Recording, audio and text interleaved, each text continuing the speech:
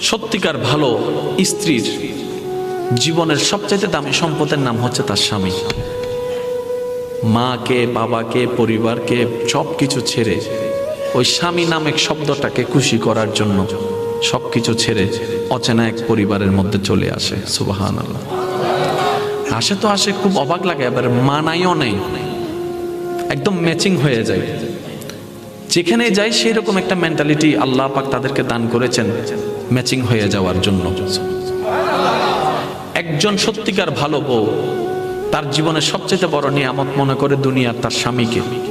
কারণ সবাই তার সাথে বেঈমানি করবে, আমার স্বামী কখনো আমার সাথে বেঈমানি করবে না। সবাই আমার হাত ছেড়ে দিবে, আমার স্বামী কখনো আমার হাত ছাড়বে না।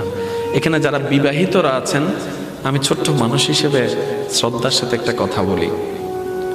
এক ঘরের নিচে থাকলে, একই ছাদের নিচে থাকলে অনেক কিছুই হবে, মন মালিন্য, পক্ষে বিপক্ষে, পছন্দ অপছন্দ অনেক কিছুই হবে।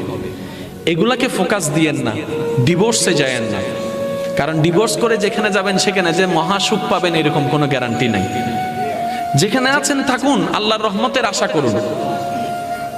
ডিভোর্স কখনো সমাধান হতে পারে না।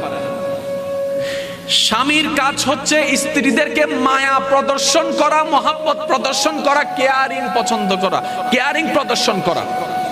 আর স্ত্রীদের কাজ হচ্ছে স্বামীদেরকে ভক্তি করা, শ্রদ্ধা করা, সম্মান করা।